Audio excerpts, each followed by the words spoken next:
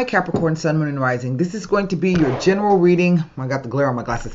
General reading for February 2023. As a general reading, the messages may not resonate with you, so I suggest that you check back to your moon and rising sign.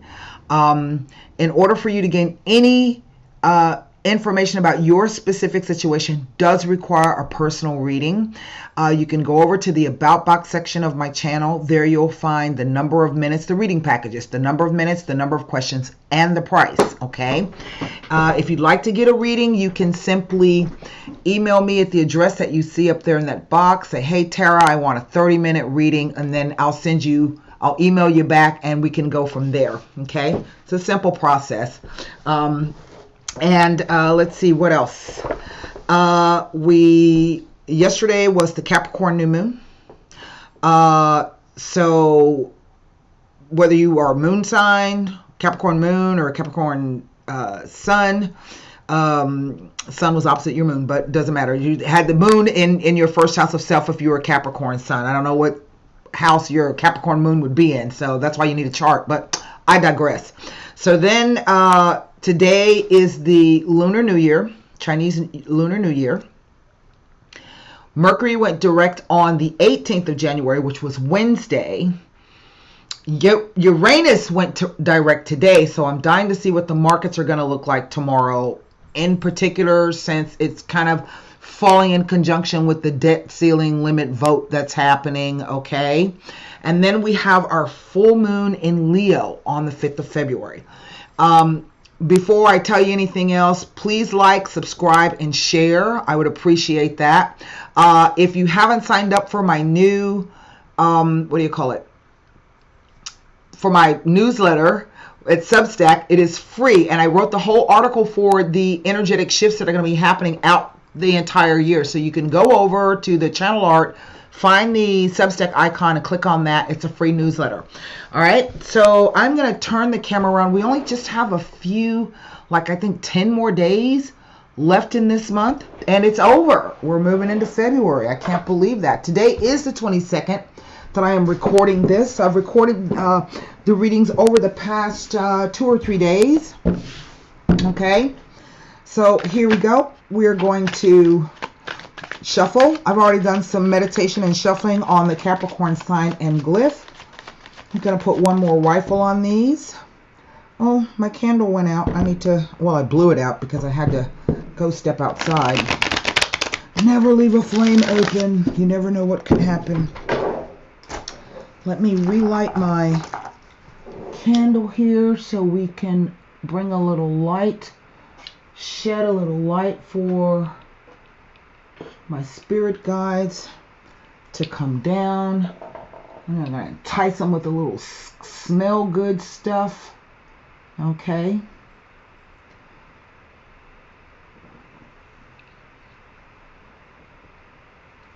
Believe it or not, I have the 4 elements here on the on my altar. I always do. There's fire, there's water, there's earth, and there's the incense stands for the air. So it's always a good idea to have the 4 elements on your thing. That's a tarot tip for you tarot readers out there.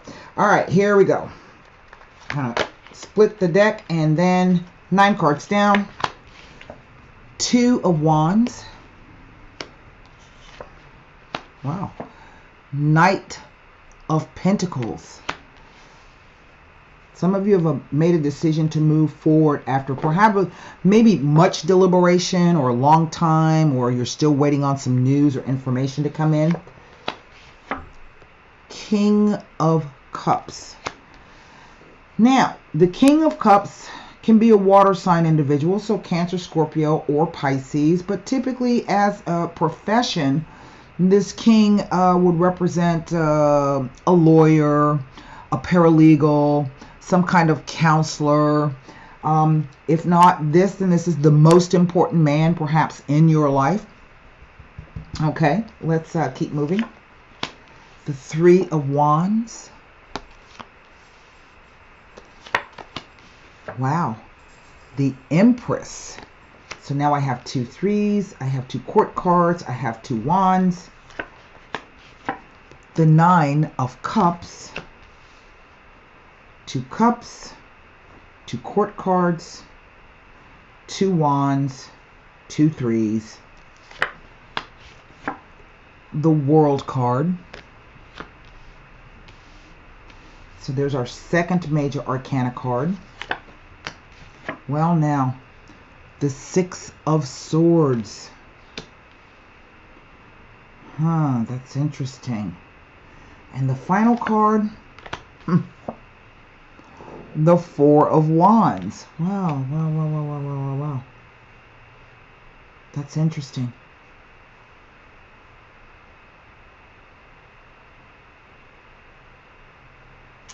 More swayed towards the wands. 1, 2, 3 wands. A pentacle, a sword, 2 cups, 2 major arcanas, 2 threes, 2 court cards. Okay? That's how that's going down. What is the energy over the entire reading? It is the sun. Well, the sun at its most positive is a yes card. I don't know if this is the idea of maybe someone wanting to get married or maybe even move in together. There's certainly this idea of, what do I want to say?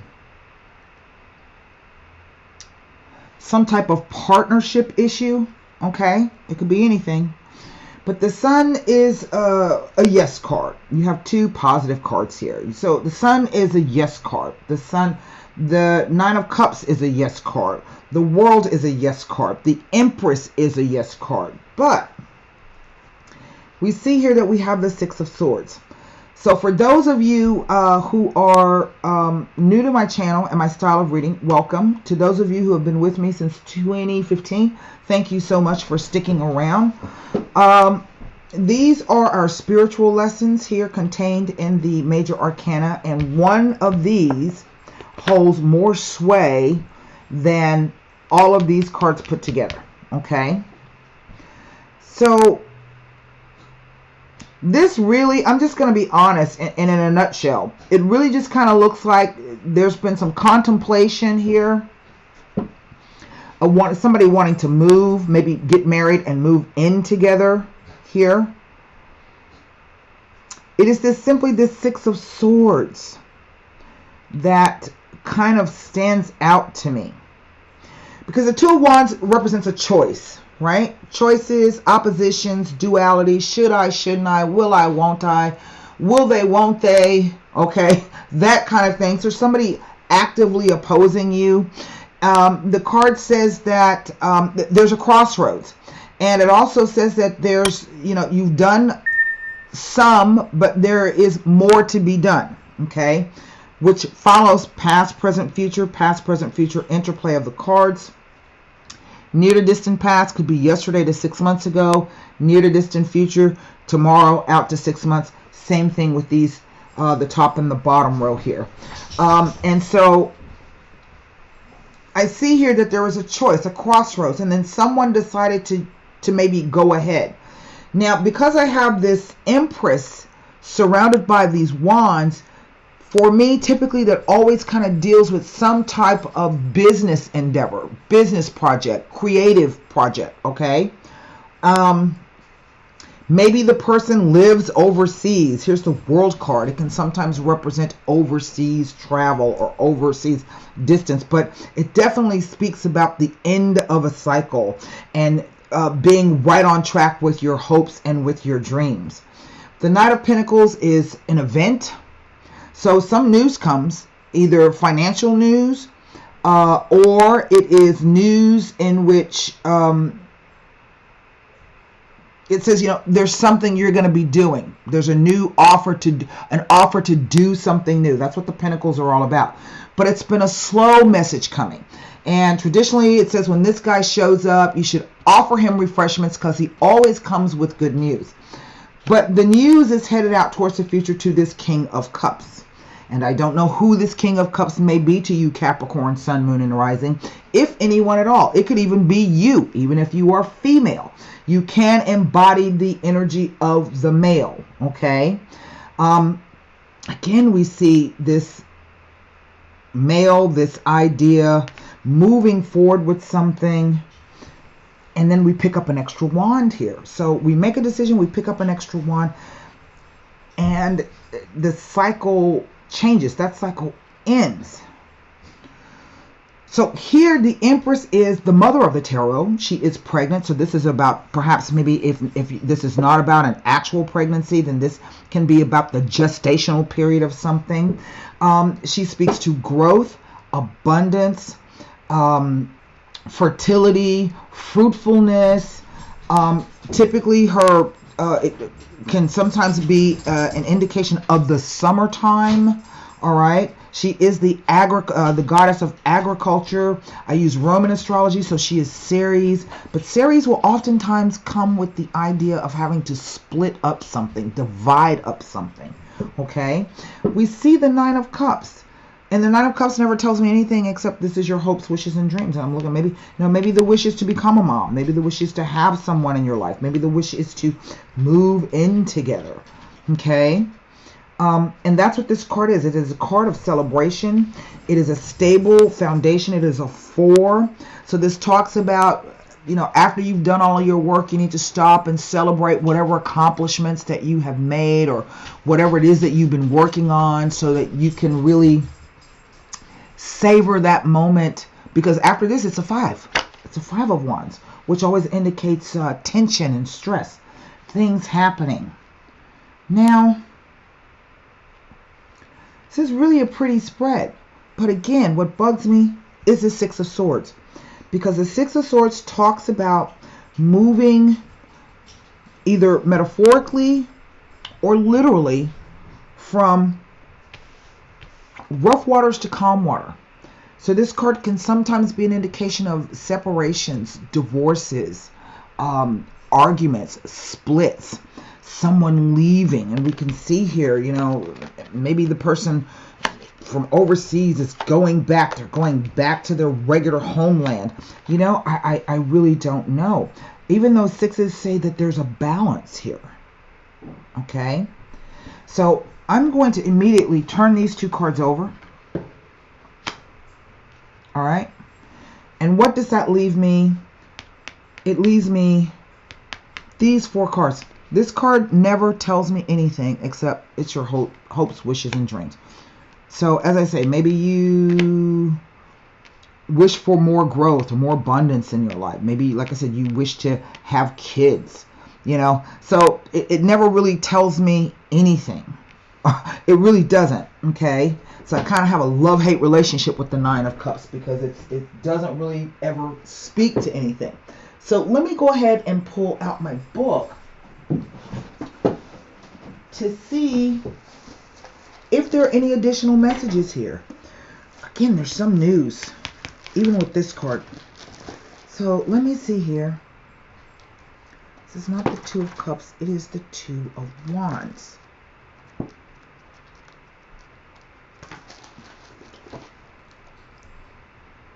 Now, 2 of Wands with the Empress. It is a message that opportunities are abound and opportunity is imminent. So establish yourself and set ideas into motion. The time is fruitful. Make the most of it. This could literally just be you leaving a bad situation behind and moving on to something new. Okay? The end of the cycle there. All right? This card indicates a focus on relationships with others. It can indicate the need for independence and solitude. In a spread, it may be indicating business ventures or partnership which has security, but there is still a need to look beyond that. It tells of achievement in business and career success and shows a person who has the world in their hands but knows that there is still yet more to do. Here you are, setting your ships out to sea. In regards to business and finances, if you were to cleverly yet fairly negotiate, the outcome would be favorable. It is an indication that a letter or message will provide you with the answer to an important question to do with the contract or a transition. You see the transition there. Okay? That's our card. Let's move now to the Three of Wands. First thing you need to know about 2 3s, it tells of a small but pleasant surprise. Get out. Get out. The next thing you know about 2 3s is one of you is craving more excitement. That's what it says. So we have the 3 of Wands. Let's see. Tells me nothing next to these 2 cards. The first thing I can tell you is that the 3s can suggest that there's more than one person involved and can suggest that there will be a period of suspended activity before future successes are realized.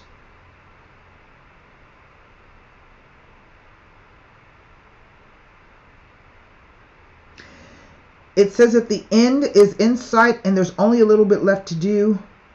So it suggests the tying up of loose ends and of someone who is coming to terms with the past and who purposefully creates positive thoughts. It may be an indication that the right partner or teammate will bring about positive energy, which will enhance and bring about success on many levels. It may be related to a business, venture, or project, but it may also be relating to a new career, life path, or lifestyle.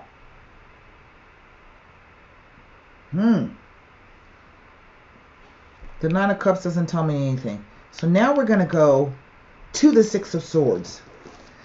That's the only card that just kind of stands out to me. It may not necessarily be anything bad. It may be the cards speaking to me about someone moving in a different way. Okay? But let's just see here. 10 before or after. I have no 10 before or after this card.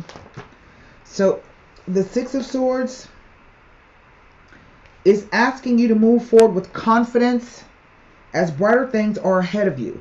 This card signifies self-respect, personal dignity, integrity, peace of mind, and harmony after a time of distress.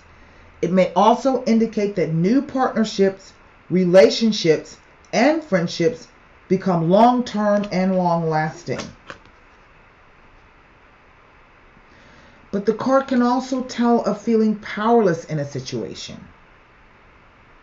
It says that you may have been struggling with difficult situations, but this card indicates that you have managed to achieve a balance to create order in your life.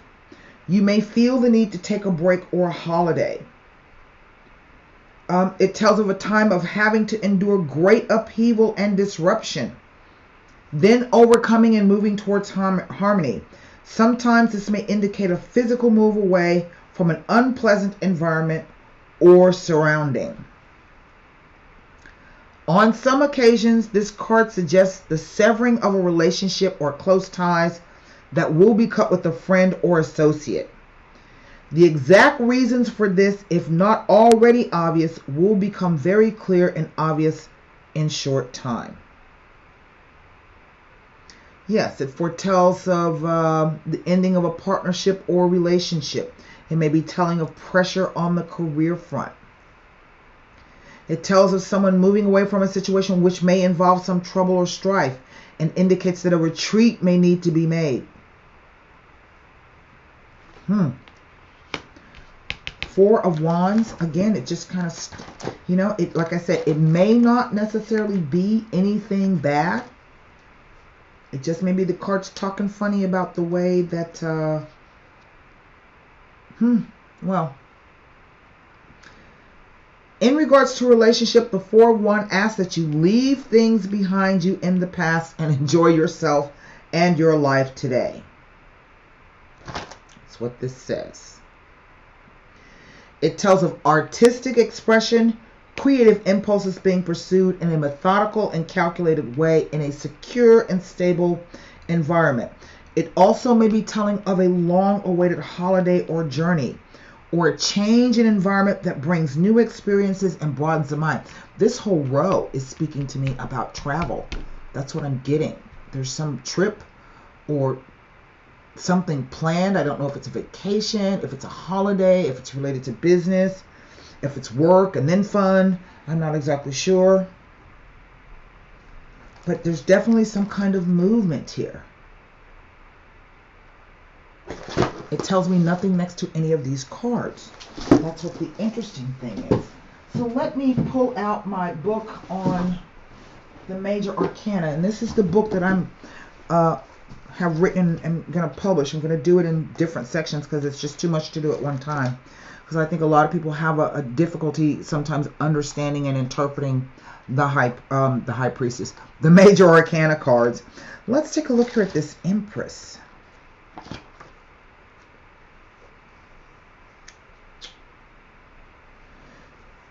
Material wealth, marriage, the promise of growth, and a message that you will soon be rewarded for your past efforts. She brings with her the attributes of growth, fertility, and prosperity all around. It is an indication that it is time to reap the benefits of a bountiful harvest, so expect happy conclusions. It is an excellent time to begin new projects because they have a high potential for success. As a card of good fortune, the Empress signifies that if we are gentle and caring as well as patient, we can bring about anything we desire to fruition. So that's the idea that I'm talking about, the gestation period. You know, if you've ever been pregnant, you know, you got to wait. Baby's got to cook. And you just got to take care of yourself and take it easy. Right? Then it comes to fruition. It can sometimes represent the emotions and indicates the importance of following your instincts and feelings. It advises that you should not be redirected by thought and action. It also tells you do not be disillusioned by delays, but trust your instincts and intuition. It tells that new ideas produce excellent outcomes that inspire further ideas and goals to achieve. Well, there we have it. Now let's go to this World card. It is the end. But the way that it falls, it would be different if it were here. But what that does, it's here, so it anchors the spread in this corner and affects everything that way. So it indicates travel and movement, either a journey, a vacation, or change of residence. Again, that's that. It indicates that you are free to choose your own path. It speaks of success with the assurance of honest achievement and successful conclusions. It is signifying a job well done, and you are to be commended. It is within your personal power to make important decisions for yourself and to make important decisions for others. You are reliable and trustworthy, and all that you undertake will be fruitful. So if I'm going to look at any card, this one is the one that gives me pause. It just does. So I'm going to use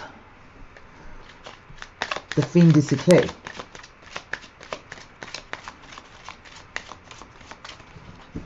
As I said, it may not be anything bad. It just may be the card speaking funny, trying to intensify the idea of someone moving, leaving, over water, by water, around water, near water, traveling. Could be for a job. Could be to get married. Thoughts. This is what we are thinking about.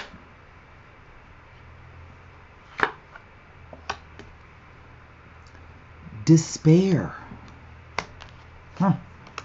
Two cards of the same, somewhat of the same energetic thing. But we are thinking about, I don't know what, poverty, leaving things behind, not having enough.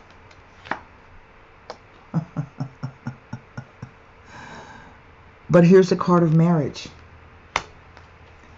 Now, the marriage card is an interesting card in this deck because it doesn't just talk about marriages. It speaks about contractual issues. Okay? And so I don't know if this is you being worried, because this represents a card of tears and anxiety. Okay? About this particular contract. Maybe that's what this is, but if that is the case, it says that it all will turn out okay. This can't be true for every Capricorn. You know this? So I'm going to pull several more, 3 more cards across the top of this.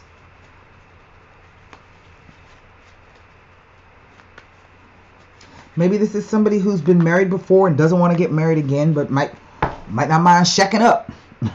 That's the shacking up card. The card says that relationships can and will lead to long-term commitments, but that also means any type of relationship that you have, you know, not just a romantic relationship. As this card is just not about marriages. The wedding card, so June or July coming up, perhaps. Just want to see. I don't get what the despair card is here. The Superbia, one of the lucky, what do you call it? Sibila cards. That offers a measure of protection. Again, the Melancholia has come out. Almost like the despair. Maybe this is someone thinking they're not going to get married. I don't know. And then there's the Denari. Now, I find that to be interesting because these cards here kind of have a similar or same meaning in a weird kind of way. If this card speaks to contracts, contractual issues, but we also know that once we get married, perhaps we improve our lot financially because we put our monies together, right? Or at least we should improve our lot somewhat. So the Denari card is about that. It is about money. It is about finances. It is about things that we lock up that we can contain. So it can sometimes be old documents, old books, precious things. It speaks about the idea, because it falls in the suit of hearts and not diamonds, the idea of money and love being different sides of the same coin, because they both equate to value. But we also know that a lot of times when couples divorce or split up or separate, it's usually due to finances. So it's kind of this odd. The Superbia card speaks about the love of luxury, fine cars, fancy clothes, you know, dressing to the nines, Jimmy Choo shoes, spending all your money at the nail salon, right? It talks about those things. So it could be describing a person who loves, you know, fancy things and might be vain and proud about the way that they look, okay? But maybe this has caused them some sadness in the past. Here we have the Melancholia. Again, it's a sadness. It's a temporary sadness. Okay, it says that whatever is you've lost or whatever you are mourning here, okay, it won't last long. It's a dark cloud over your head. But then there is the Denari as well. So the cards are kind of, I don't know if this is a fear of someone losing money or not having a contract. But it kind of reads the same thing here, La Superbia. And as I say, it is one of the lucky cards in the, there's only 2 in the Sibila cards. And so in terms of luck, it's a 2, I do believe. What the Superbia says is that sometimes, the hardiness card, it can represent a solemn oath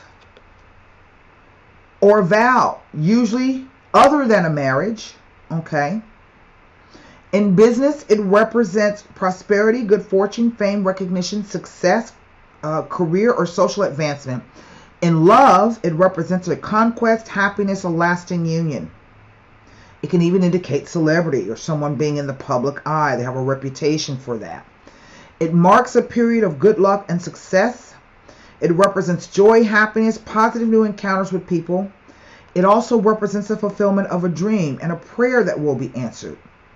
Regardless of the negative cards that may show up, this card has the power to annul them. So, let's see if it says anything else.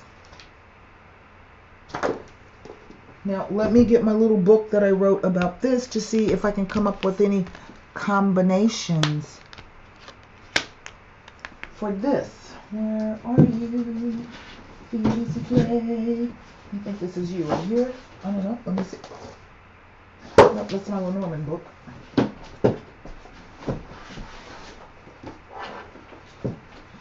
I don't think this is it either. Nope, that is my Ephemeris from Jessica. I think this is it.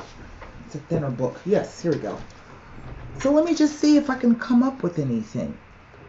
Because it's just kind of a strange, it's like the message is being repeated.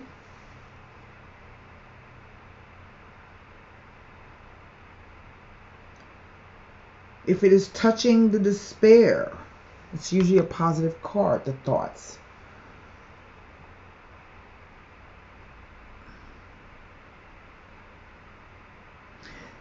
And maybe this says you should be more thoughtful about a specific person, about a situation. Okay? It doesn't tell me necessarily, but it can also represent plans. Maybe you don't have enough money to get married. I don't know what the situation is here. So let me take a look at the despair card.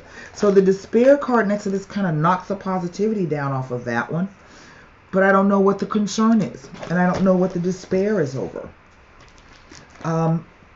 There's a sign here on the thing that says, you know, not hiring. So maybe that could be, you know, it talks about severe stress, emotional exhaustion.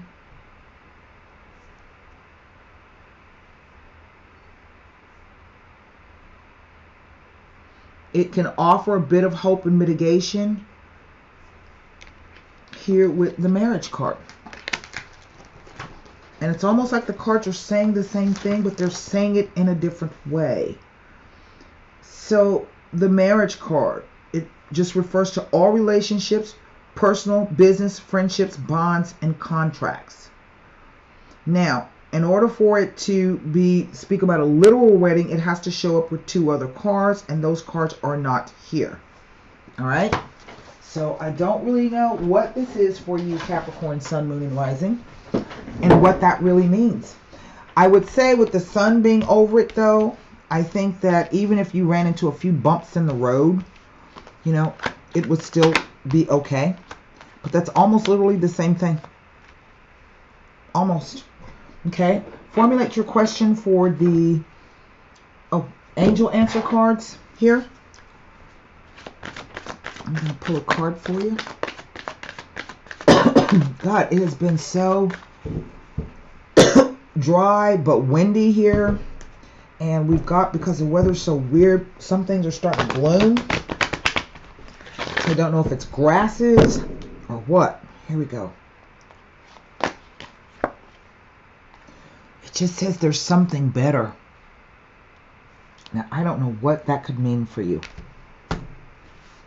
Formulate your question for the angel answers. I mean, for the Golden Nostradamus. As I say, I read for this reading is for so many Capricorn, Sun, Moon, and Rising. It can't be true for everybody, what I just said. That's why you need a personal reading.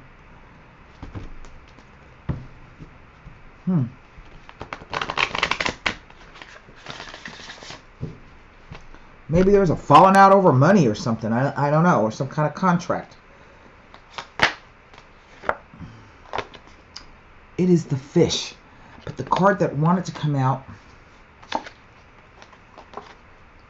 is the castle. So we'll read them both. So we'll write on to the something, read about the something. There is something better.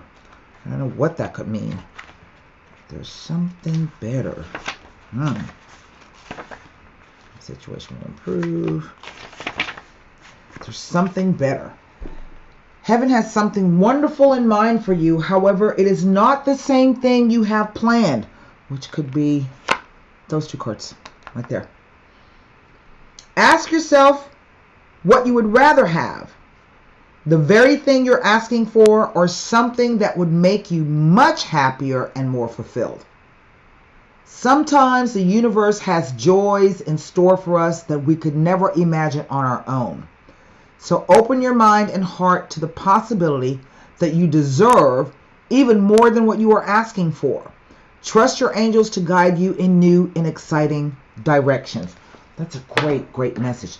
We're going to start with the fish, number 25 here.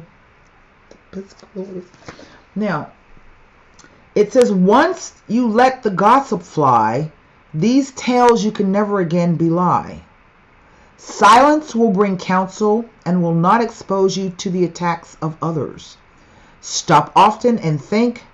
Stand still and reflect quietly, as this will lead to the discovery of the right path to be taken. So that could also be this thing, just taking a break, taking a step back, right? But now we're going to read about the castle, number 19. It's kind of an odd reading. The headstrong bold pursue their hopeless dreams, while cowards never act, but only scheme. You know that old thing, fortune favors the bold? I think that's kind of what they're saying. Be bold, passionate, and challenge yourself before you challenge others. Be careful of being overconfident, and be sure that you understand what your true aspirations are. That's what I have for you, Capricorn, on this new moon. It's a really good reading, but it's just a little... got some mystery to it. That's what it is. It's got some mystery. And so that's what I have for you. So until next time, I hope this helps. Be well.